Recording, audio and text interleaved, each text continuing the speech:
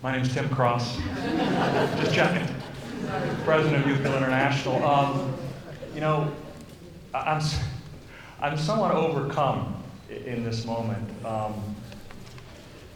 by just sitting in that seat for the last 60 minutes and watching the lineup, I don't know what to call it, like the first string of leaders working on the front lines of this work.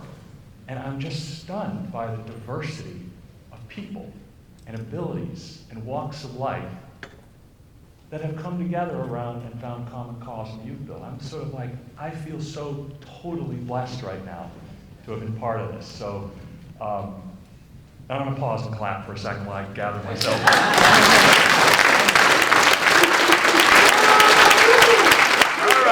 All right. So here we go to the notes. So Simran, Gerda, Robert, all talking about the essence of YouthBuild.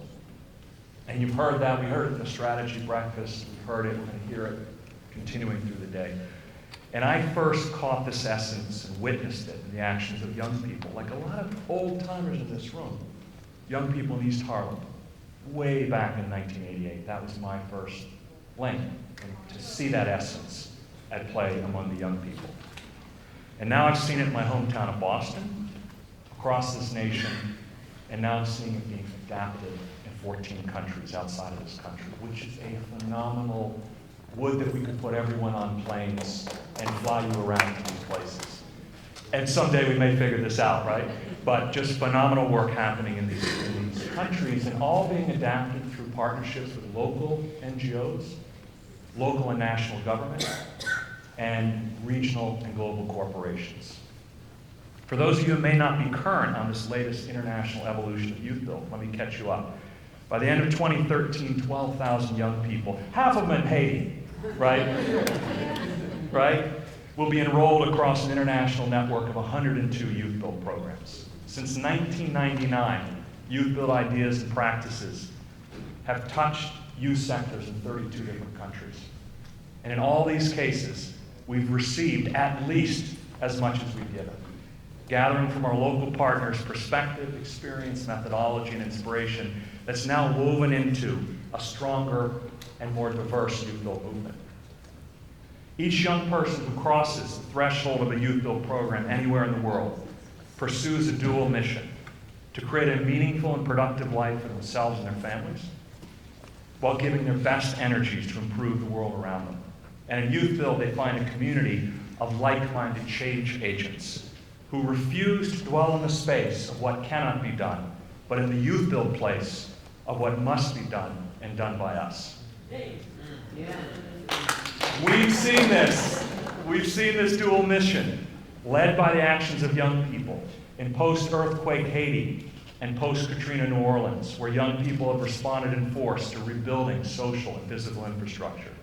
We've seen it in El Salvador, and Mexico, Los Angeles, and Chicago, where young people affected every day by violence in their communities are organizing safe pathways for their peers out of gangs and into productive learning and training.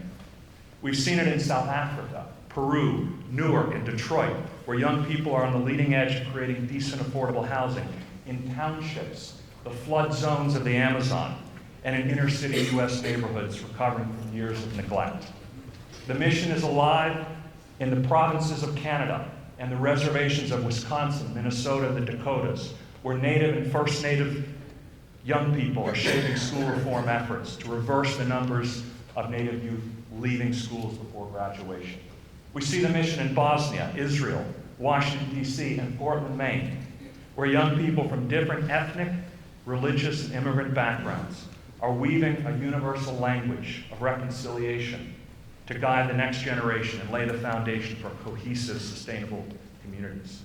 And we've seen the mission carried out in favelas of Brazil and in the unincorporated colonias on the U.S.-Mexican border, where young people are building infrastructure and leading efforts to generate economic activity and connect their communities to mainstream services.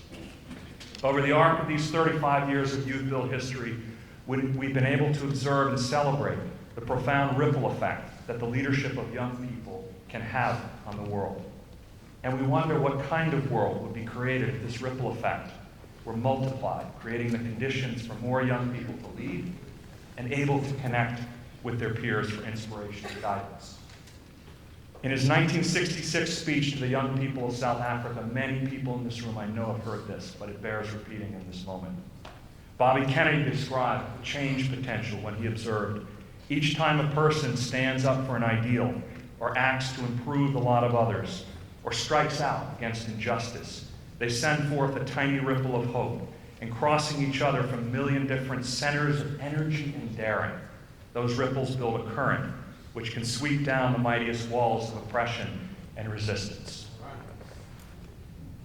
The brother spoke, right? That was something right there. So our next decade of work will tap more fully those centers of energy and daring that we know are present in the hearts and minds of the 1.5 billion young people between the ages of 15 and 24 on the planet today. And we will especially dedicate ourselves to reaching those young people who comprise the 357 million youth globally who are not in school, not accessing training, and are unemployed. We, along with many others, view these young people as opportunity youth, whose potential contributions to the social, economic, and leadership fabric of their countries could be immense. In the next 10 years, we aim to grow the combined U.S. and international network of YouthBuild programs to a system capable of enrolling 100,000 opportunity youth each year across a network of 30 countries. A YouthBuild network of this scale and scope could generate over 20 million leadership service hours contributed by young people to their nations. And this, from our perspective, can form the kind of sustained current necessary to expand public and private sector investments in systems to link young people to leadership, to learning, and productive livelihoods. And it is this same current that could transform the global development policies as they are shaped by the lived experience of opportunity youth. A force of young people, make no mistake, these are the demographics, a force of young people who will be called on to lead the planet through to the end of this century. We move forward with optimism and resolve on this growth agenda because we've seen the evidence that it can be achieved. This early evidence emerged from the leadership of a small group of young people meeting together in a church based in East Harlem. With no resources beyond their wits, their lived experience and compassion for those who were even less fortunate than themselves, and the unquestioned commitment of Dorothy Stoneman and John Bell and other adult allies to listen to their aspirations with caring hearts, boundless hope, and entrepreneurial minds. We see now how these early actions were actual seeds that grew into a national and now global YouthBuild movement that's enrolling 22,000 young people each year in 45 U.S. states and 14 countries. So as we look at the road ahead for YouthBuild, we're reminded of the words of a great teacher who observed human beings. Our deepest fear is not that we are inadequate. Our deepest fear is that we are powerful beyond measure. It is our light, not our darkness, that most frightens us. We ask ourselves, who am I to be brilliant, gorgeous, talented, fabulous? Actually, who are you not to be? You are a child of God. Your playing small does not serve the world. That could be our headline, our cheer, our mantra, call it what you will for YouthBuild. It's students, graduates, leaders in all corners of the world. Your playing small does not serve the world. The work of YouthBuild is unfolding in a world that calls us to play big, big. And that is fully our intention as we seek to unlock the world's most precious and sustainable resource, the leadership of its young people. Thank you.